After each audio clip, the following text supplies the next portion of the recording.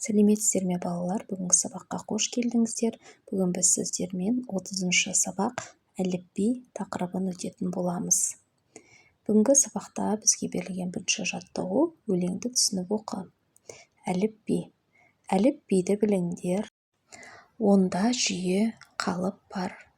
Біздің қазақ тілінде 42 әріп бар. Әліпбидің басында А командир тұрады. Басқалары қасында әріп сапын құрады. Өлеңнің авторы Ермек Өтетілеуұлы. Балалар, енді осы өлеңге байланысты берілген сұрақтарға жауап берейік. Әліпби дегеніміз не? Әліпби дегеніміз жазуда қолданылатын әріптердің белгіленген тәртіп бойынша орналасқан жиынтығы. Балалар, дәл осы ережені жаттап алғандарыңыз жөн. Келесі, қазақ әліпбиінде 42 әріп бар. Әліпбиде әріптің аты аталып, орынның реті белгіленеді.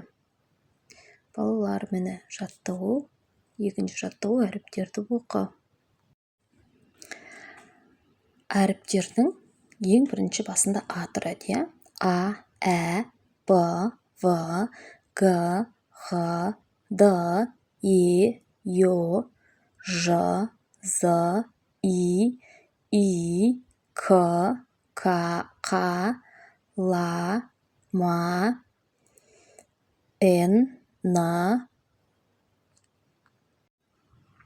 П, Р, С, Т, У, О, Ү, Ф, Х, мягкий знак Ц, Ч, Ш, Щ, айыру белгісі А, П, мягкий знак Е, Ю, Я. Мінекей балалар, біздің әліпбиіміздегі 42 әріп осылар екен. Келесі үшінші жаттығу сөздерді тауып, оларды әліпби ретімен жаз. Бірінші бізде балалар жұлдыз ша болады. Ай берілген, одан кейін жан дейді. Яғни бұл ай жан. Балық ш. Тауық тауық. Одан кейін алтын, одан кейін асық болады екен. Осымен балалар, біздің бүгінгі сабағымыз аяқталды. Сіздерге түсінікті болды деген ойдамын.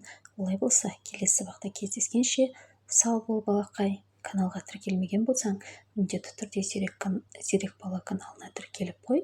Және де бүгінгі сабақ ұнаған болса, лайк басып, сұрағың болса комментарий бөліміне жаза өт. Міндетті түрде жауап қайтаратын боламын. Сау бола ғой.